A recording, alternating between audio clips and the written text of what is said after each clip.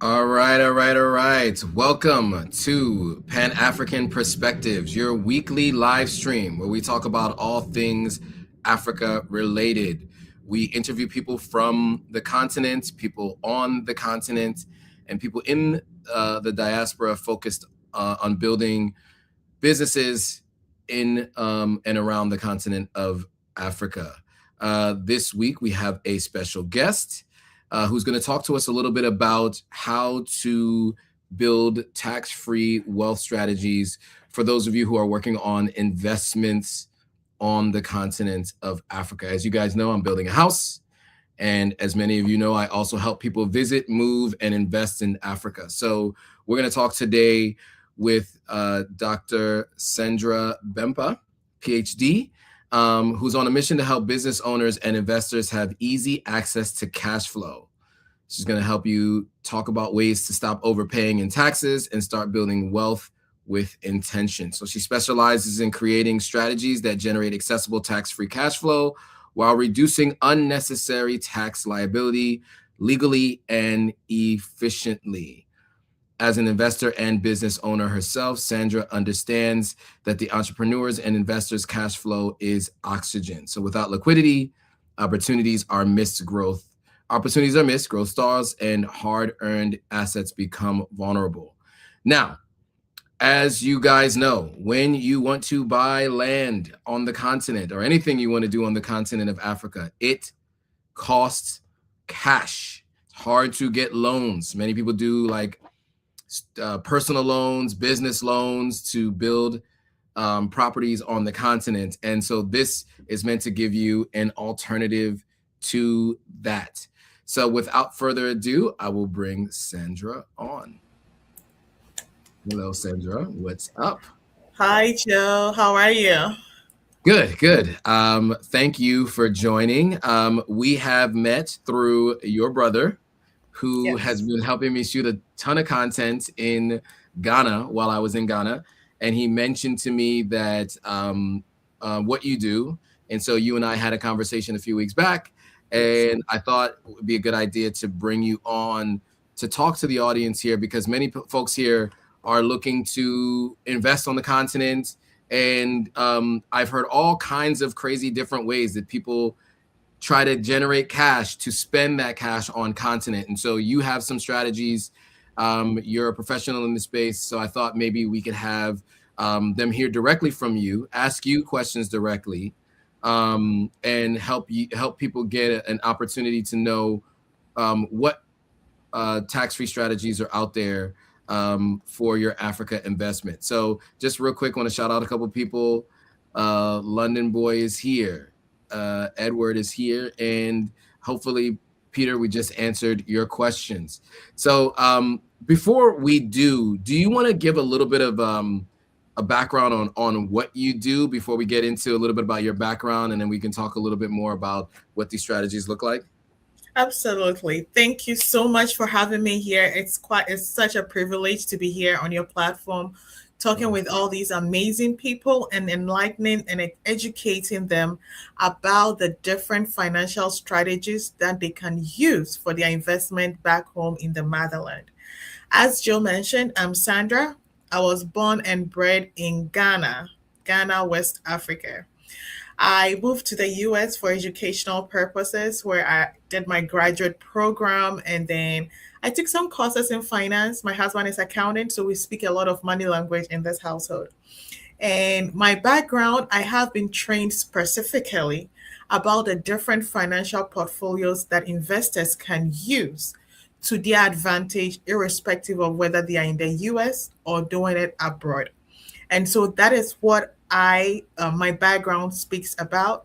I specifically help people to optimize their assets so that they have the proper transfer plan in place without any additional taxes or financial overlay. Now I understand that different people have different needs, and so I tailor everything to the specific objectives that everyone who sits in front of me talks about. So thank you for having me here, and I'm looking forward to answering questions and educating people some more. Absolutely. So, guys, if you're watching and you have any specific questions for Sandra as we go along, feel free to add them, and we will bring them up. So, disclaimer: first of all, I guess we should say that I am in the process of setting some things up with Sandra myself. So, I think I would mention that just so you all are aware. But usually I ask, where you're from, where you're born, and where you were raised. You've already mentioned that. And you've also kind of given us a little bit of background on how you kind of got, what you do, what it is, what you do. Mhm. Can we talk about how you actually got into, finance and helping folks do what it is that you do? Yeah, absolutely. So growing up, I've always loved the subject of money and math. I've always wondered how money works. And when I moved to the US, I was surprised with the way there was a very big gap in financial literacy. So Mhm. most people were just running after the credit card system, running after loans, or running after, I mean, things that we are told orally to do without really getting to the bottom of it. Like, to me, there was more. When someone told me the best way to get money was through credit card or build your credit was through credit card, I always wanted to know more. Always wanted to know, okay, there should be other ways. There can't just be one way. And so that curiosity led me to take some financial courses whilst during my graduate program, where I got to understand some of the financial portfolios in America. But then Mhm. again, I realized not everything is taught in school, Mhm. because a lot of people graduate and there's still this big financial literacy gap in there because they don't know how to manage their money. They run into a lot of debt. They graduate school with a lot of student loans, and people are always in debt in America. So my curiosity, I kept digging down, and that led me to take some financial certification. So I'm licensed in the US to provide financial education strategies and asset protection for individuals, because um, I have learned the ways that are not taught in Mhm. school, unconventional ways that are not taught in school, and be able to impact into investors, into everyday people, to be able to reposition their financial portfolios so that they don't find themselves doing the common things that everybody does. Because guess what? We have a very big tax book that has so many tax codes in there that the financial elite are using it for their advantage. What about you? Why are you not using them? Because of the Right. knowledge gap. And that is what I bring to the table. And that is why I'm specialized, or I have that authority to speak on those subjects today. Good point. So that's kind of the why. Can you help us understand the what? Like, what specifically do you do for, and who do you work with, right? So who do you work with, and what do you do for them? Right.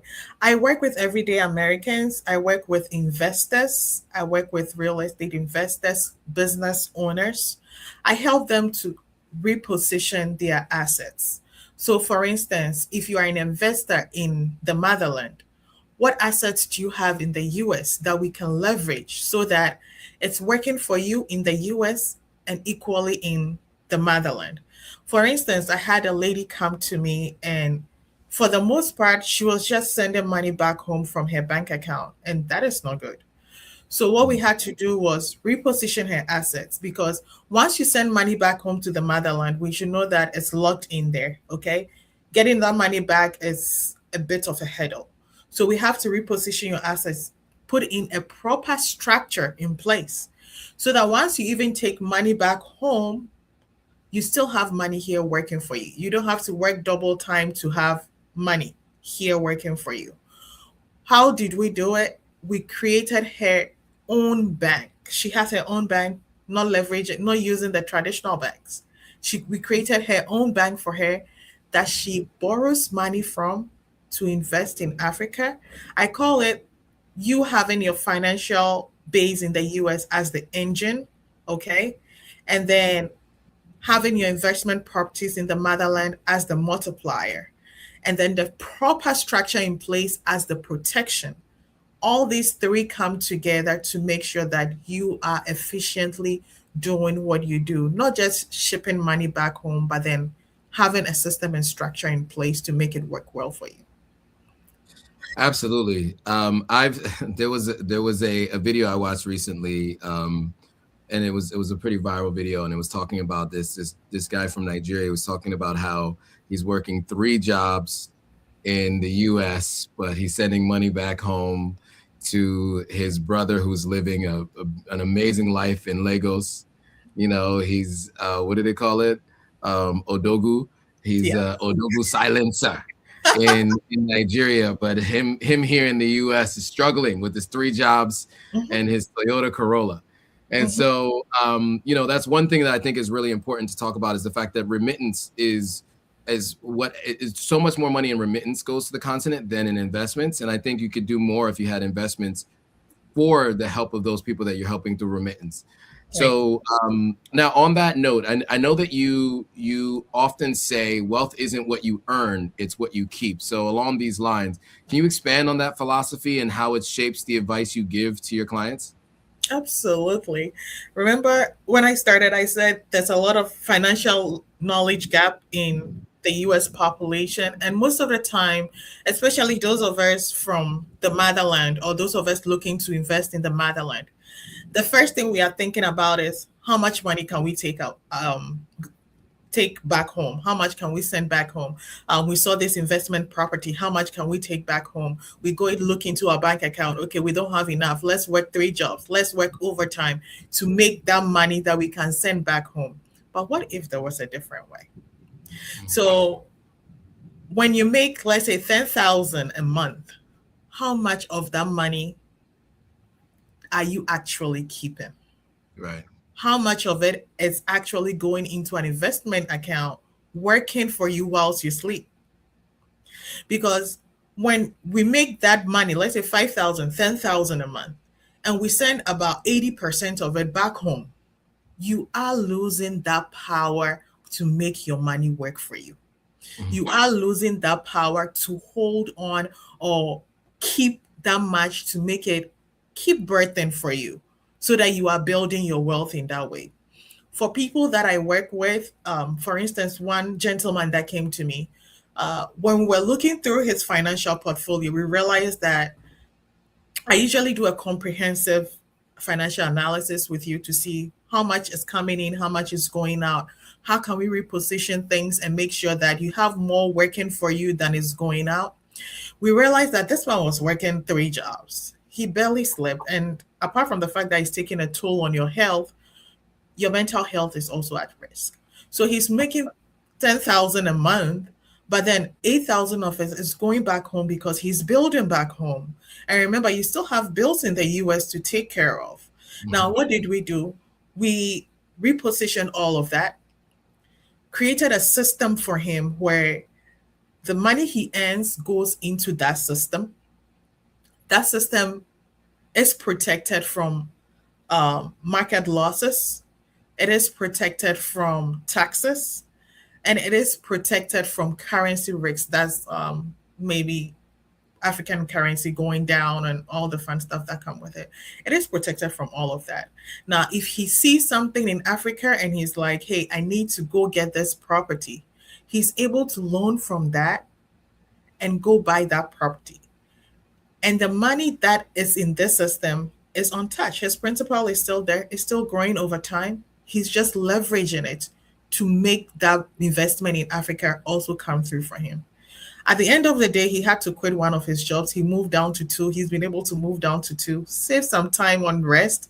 And eventually, by the end of this year, he should have, or maybe mid this year, he should have moved down to just one job. And that work life balance comes in.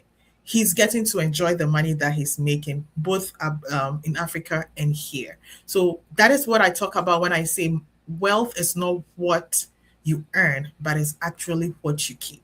Because if you are keeping nothing, then you are literally just nothing. You're just working for the wind. Absolutely. Yeah, and to that point, obviously that is a story of so many, right? I mean, I'm a first generation American, or sometimes they call it second generation American, but that was it, right? Just working all the way through to retirement, and for many, there's not much. left to or much to show for it, right? And so I think that's one of the challenges. And then what I see from the baby boomer generation, at least from Sierra Leone and who I come in contact with, many of them start later in life to start the process of building a home to retire in, right? They start thinking about retirement in their 50s and 60s, and then they're starting to think, okay, I want to retire. What money do I have access to now to start pouring into building a house, which is obviously difficult, taking out personal loans, etc. So let's talk about strategy, right? What is the primary structure or vehicles that a diaspora investor can use to significantly reduce their tax burden, but also then to begin to potentially develop some cash so that they can invest in real estate on the continent? Right. So there are so many vehicles, so many tools in my toolbox that I use. Depending on who is sitting before me, as I mentioned, we do a comprehensive analysis. The most important thing for me is to set up a foundation, a strong foundation for you. So Okay. if you want me to list out tools or vehicles, there are quite a number of them. I wouldn't want to do that. But the most important thing for me is the structure. Let's have a proper structure in place. Let's be proactive in making sure that, for instance, you want to retire in 10 years' time, you want to have an investment property back home. How can we do that so that your investments, your money, and your time, as well as your health, are protected? How can we do that so that cross border litigation issues do not become a headache?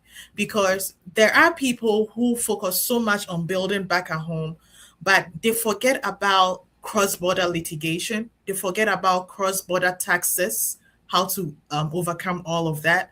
So when you sit before me as as a client that I'm working with, the first thing that we do is to look at what are some ways that we can be proactive and ensure that cross-border litigations, cross-border taxes are out of the picture.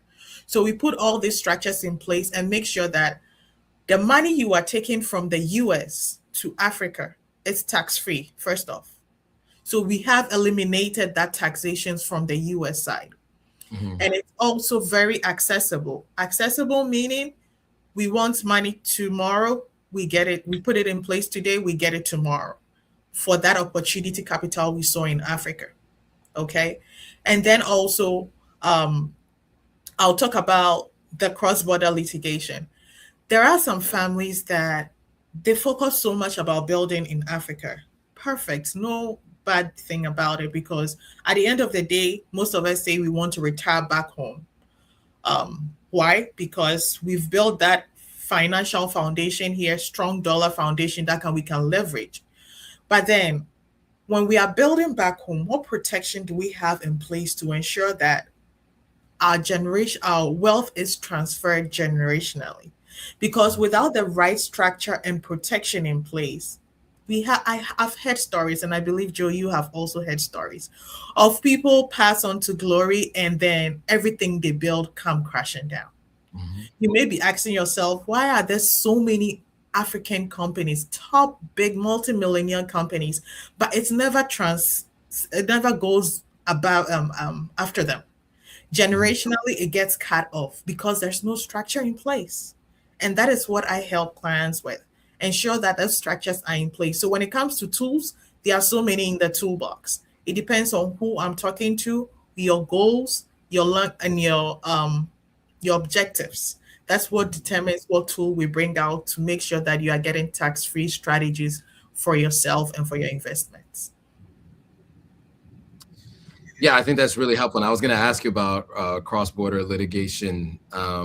And so can you just kind of define that though as well? Like, what does cross-border litigation really mean? Like for the layman's terms? Yeah, it just means you have, let's say, property in, I'm Ghana, I'm going to be biased, folks, forgive me. So you have a property in Ghana and you are in the US You have family back home who feel maybe entitled to that property, or Mhm. maybe because they were looking after that property for you when you were building it. So, hey, they have their skin in it, even though their pocket was not in it. Um, and so, let's say in the event that something happens and they're like, who actually owns this? You have family back here in the US who feel like, okay, we are your immediate family, wives, spouse, children, whatever. They are also entitled to that. What plan do you have in place to ensure that there is no such back and forth fights between families over who owns what property? Mm. The event God calls you to glory or you become God's angel, what plan do you have in place to ensure that it's clearly spelled out that my property in Ghana, in Accra, is for person A, or my property in the US is for person B? What's Mhm. How do you prevent that? Those form of litigation issues. And also some people, when it comes to it may be land litigation issues.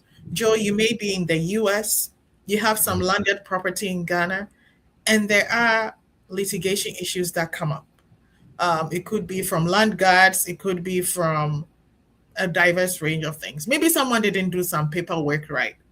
How are you ensuring that your assets in the motherland is protected from all those litigation issues? Mhm. Yeah, those are really good points. And as someone who's dealing with cross-border litigation, I wanted to touch on that a little bit more because it is challenging. Mm, Uh, it is very challenging, and it's. yeah. I always say you are not African unless you're dealing with a land dispute. Yes. It is very challenging, and it's something we all deal with, especially when you have people who are, from the continent but living in the diaspora. And man, it is difficult. Okay, so on that topic, right? You know, I do want to ask you about making sure you have the right structure in place to allow for generational wealth. I mean, I know every single situation is different, right? Mhm. But can you just give some examples of some of the things that people can do to ensure that their assets are protected and they do get passed down to the next generation? Absolutely. So the first thing, if you're taking notes, I want you to write this four structures down, this four layers down. The first thing is protection. Protection can be in the form of maybe a trust, where you put everything in. A trust is like a big bucket where you put all your assets in. It's protected from litigation, it's protected from probate, and it's protected from creditors, depending on how it's set up. Okay. So we have that protection in there. Then we have liquidity. You can agree with me, as someone who also has property in the motherland and here, you can agree with me that opportunity capital is one of the biggest headaches for investors. If we see a property today and you don't have easy access to cash to go get it, you are going to lose it. The one where the cash gets the property. Okay. So, as a strategist, that is one of the things I do with my clients. We plan ahead. I am proactive with you. We plan ahead to make sure that you have that capital in place, liquidity in place, so that you are not losing the investments that you see and get them on time. You see it, we grab it because we have the money right available. So that's the second layer, protection, liquidity. The third one is currency awareness. We know that when it comes to the US dollar versus African dollar currency, there could be some volatilities with exchange rates and all of that. And Mhm. we want to make sure that money that we are sending home is not locked up in the motherland, because sending it back to the US can be of a headache. So, Mhm. as a strategist, what I do with you as a client is to evaluate those risks. What is the risk of sending money home right now? And if we needed to do something else in the US, how can we leverage these two? So I create that currency awareness or work towards that currency awareness risk to make sure that we are not losing any value in either ways. And then the fourth one is the cross border planning. As we already mentioned, we already talked about litigation issues. That is almost inevitable. If you are in the motherland, you should know the laws that govern it and how that affects your investment properties. So we sit down and we do all those planning around that to make sure that you have all of these in place. So that when you decide that you saw a property in Ghana, a 2 bedroom, a 4 bedroom, a landed property, a commercial property, and you want to acquire that, all of these are already in place, and we are not now scratching our head to find out, okay, what do we need to do? Mhm. All really good insight. So as you were talking, something came to mind for me, and it's the idea of um, managing expectations, right? So so many of us, you know, get excited. We go to the continent for the first trip, and now we're like, we're ready to buy some land, ready to buy something. But to your point, you may run into that challenge of not having liquidity. Yes. So obviously, you've already said this, and everyone should be aware of this. Every situation is different. But can you give an example of how someone can put money aside to make sure that it is available for use later for a land purchase, etc., or for a to put a down payment down, something to that effect, just so people can kind of walk through what the steps might look like with you to Mhm. get there. Obviously, every situation is different. Everybody's income is different. Everyone's ability and to have access to capital to put away is different. But can we just talk through what that might look like from a high level? Yeah, absolutely. So when you come to me and we have to go through this process, trying to set up a structure in place for you, for investors that I work with, the first thing we do is to create an infinite banking system for this investor. What does that mean? It means they own their own bank. They are not leveraging a traditional bank system or borrowing from a lender or anything. We create a bank for them, a virtual bank for them, where they own everything in that bank. Just consider it like your favorite bank, Chase, whatever. But then this is for you. This is for you. It's a Joe bank, okay? In that bank, we put in money. Whatever money that goes in there is growing tax free. It's protected from market volatility. So if the market goes up, we gain, we have all those gains. If it goes down, we don't lose anything in there. When an opportunity comes up in the motherland and we want to get a property, we get money out of it tax free. We are not paying taxes on anything on there. Trust me, IRS knows you have it, they don't care.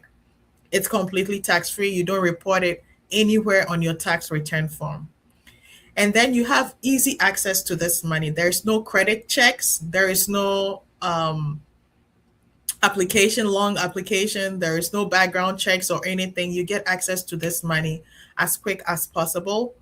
We are eliminating the traditional banks here because remember, we are building your own bank for you, and your money is protected from any losses. For investors that I work with, when we set up these private banks for them that they own, they are able to leverage their money to work for them in two ways. One way, they're able to take the money to make it use of it in Africa, which is the multiplier effect. They are gaining money from their investment in Africa. And the second is if they have assets in the US, they are equally able to leverage that money and have that same tax dollar work for them in two different ways. So that is how I go about it with my clients that come to sit before me. My key focus, because I know that as business owners, as investors, one of our headaches is taxes. So I don't say taxes are bad, but then paying unnecessary taxes is something that I try to eliminate for every investor. Yes, great. So you mentioned something that I had a question for when we spoke offline, and that was how do you protect against market volatility? And that phrase might not be unclear to people. So just real quick, when we're talking about market volatility, we're talking about, like I have a investment portfolio, right? Small one, but like, we hear the S&P 500 stock market goes up and down. You hear these phrases and this terminology, and you've heard from the financial crisis, right? People had money in the stock market. The stock market dropped dramatically. They lost money. Mhm. You just mentioned that this is a protection against market volatility. So meaning the volatility means it goes up and can go down. and you can pull out your money from this bank that you're creating for yourself. How is this protected against market volatility? Can you explain that? Yes, I can. On my one of my pages, I made a post about it. About I call it a heart attack about to happen. You know, when you go to you have a scan or an echogram where you see the chart just going up and down. That's how the market looks like. It's like you make Mhm. money in the morning, in the evening, you're like, oh my goodness, what happened? A political leader sneezed and then the market went down. And you are Mhm. losing both your principal and your interest that you made. Now, Mhm. with this private banking system that I'm talking about, when the market goes up, like let's say an S&P, the Nasdaq, the Dow Jones, your money is linked to them, okay? So it's not directly in the market. When the market goes up, you make the gains of the market. So whether 20%, 8%, whatever percentage the market is. But when it goes below zero, when a political leader sneezes or some form of economic disruptions happen and it goes below zero, you do not lose anything. You are floored at zero. And I always say zero is the hero because not losing your principal is better than losing both principal and interest. So that is how your money is protected with this private bank system. There are different tools that we can use for this private bank system, but as I mentioned, zero is the hero. We are not losing anything when the market decides that today is a bad day. We want to make lots of some money. And I know about 2 weeks ago, the S&P lost as much as 700 billion, and Mhm. people who had money in the S&P or in the market were really shaken up because most investors had money in there. And if you had seen an opportunity at that time and you wanted to take it, you didn't have access to money. But with a structure like your own private bank system, where you don't have to worry about how bad the market is doing, you have access to money at any time that you want it. That's a good point. And so just to, maybe add to that a little bit, I think one of the things that, if you have money in like Robinhood or something like that, right? Mhm. Um, the idea of the principal and losing the principal that Sandra's talking about is if you put in, let's say, $100 and you buy a bunch of stock that goes up to $200, and now you've doubled your principal, right, from what you've gotten. If the stock market crashes, and specifically what stock you've bought, and they go below what you bought them for, the money you put in and the money you gained gets depleted, right? Okay. So the $100 you put in gets depleted, and the $100 you made by going up to $200 gets depleted.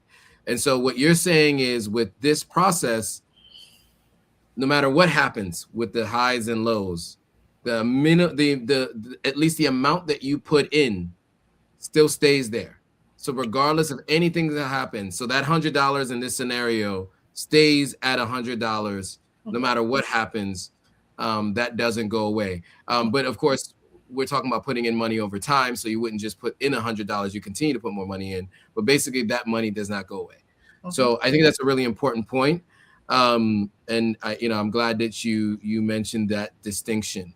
Um, okay, so I do want to ask you now about the idea of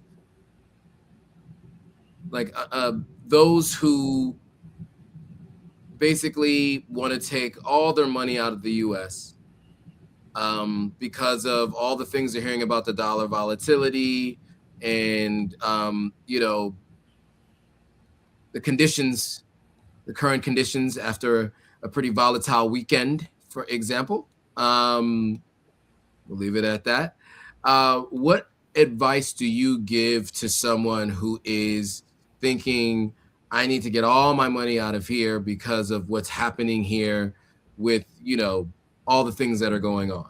And that could be basically at any time under any administration, because there are people who feel that way no matter what's happening and who's president or whatever's happening. But what are your thoughts on someone who's thinking, I want to take all my money out and just move it to Africa? I always say it's not a question of should I take out all my money and put it in Africa or not. It's a question of it's a question of systemic risk. So what is your risk level? What is your long-term goal? And why are you wanting to move all your money? Because as I mentioned, you having a strong dollar foundation in the US is the engine you need for that multiplier effect in Africa. We should also remember there's also the currency risk when it comes to Africa. So at any time, you could have whatever currency risk in Africa. It could also depreciate, it could appreciate. By you saying you're taking all your money out, does that mean you're also moving out of the US? Or are you staying in the US and then just moving the money?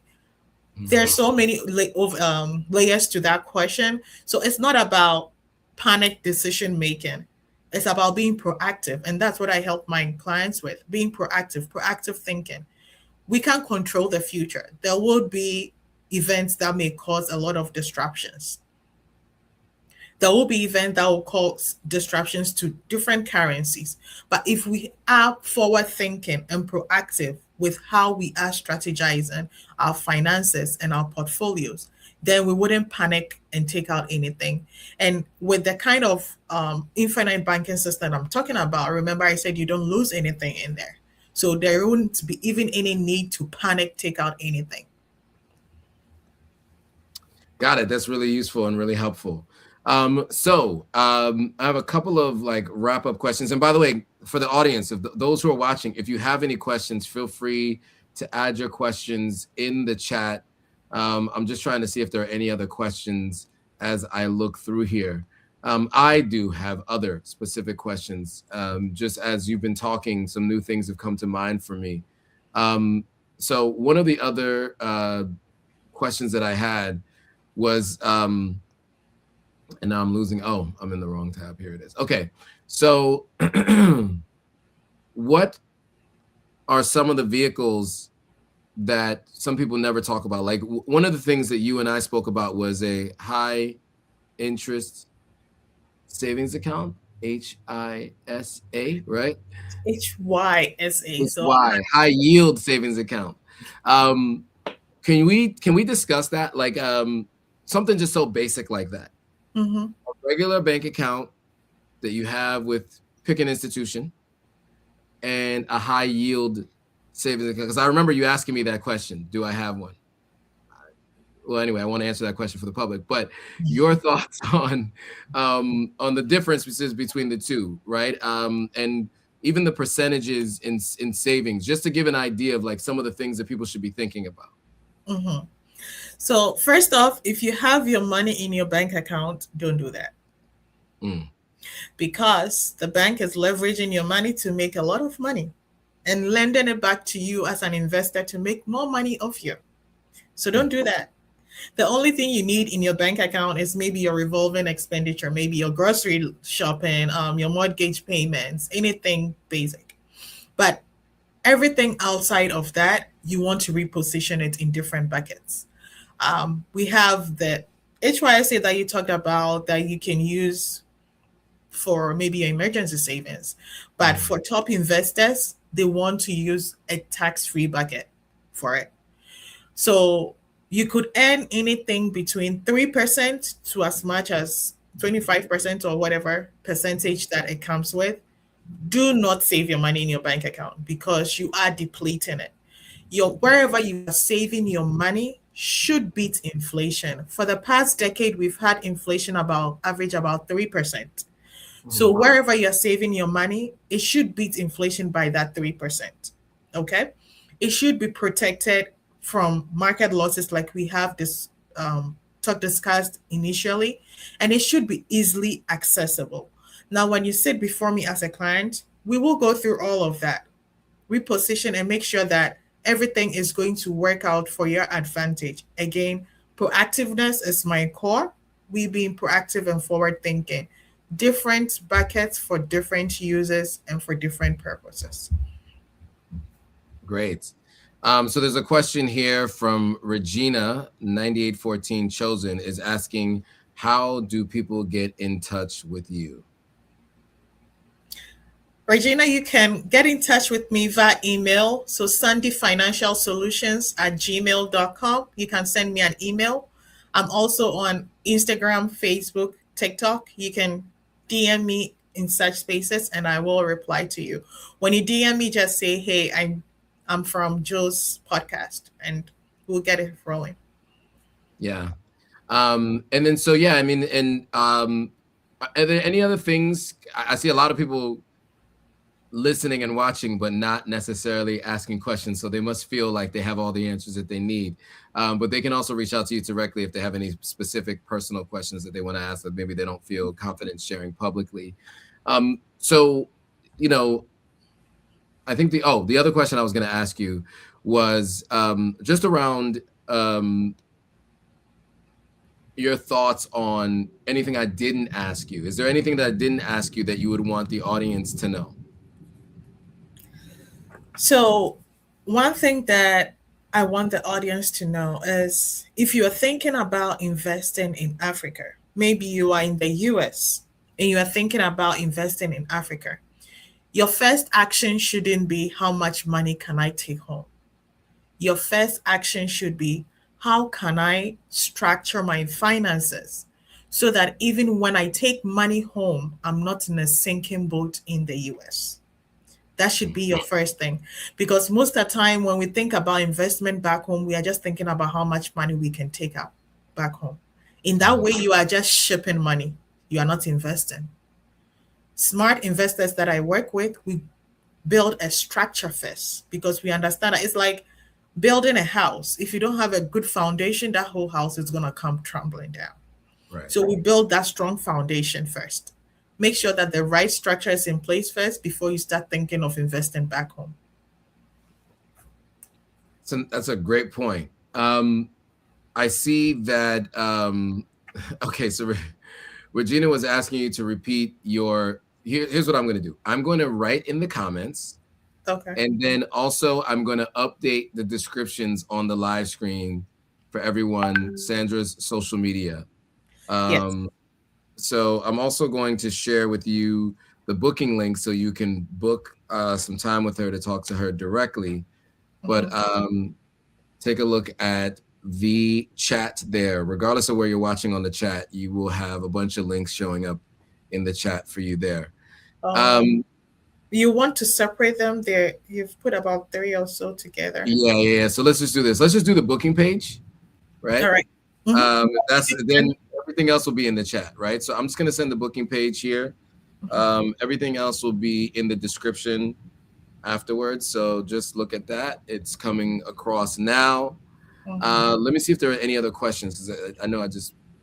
Yeah, whilst you're looking at that, they can also text me on 330-422-8148. 330-422-8148. There we go. So that's a US number, so +1. Yes. Oh, yeah. I just dropped that in there in the chat, but I did not put +1. So, yeah. So those of you who are interested in getting in touch with Sandra directly about this topic, you can text her directly at the number that she just shared. And also you can book some time with her booking link that I also shared and some of the other links there. Well, guys, I don't see many other new questions coming in. I see a lot of people watching, but not a lot of people participating with questions. So if you feel that you'd like to talk to her directly, her information was just there. I want to thank you, Sandra, for doing this. I appreciate you taking the time. Those of you who are listening and watching, I want to thank you for watching this far in.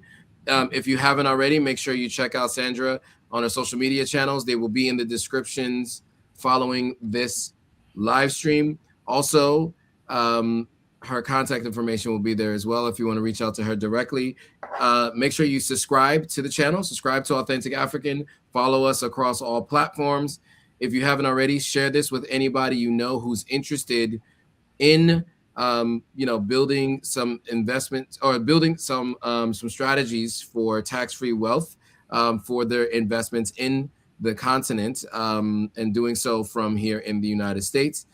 So you can send this video to them. And if you haven't already, hit that subscribe button.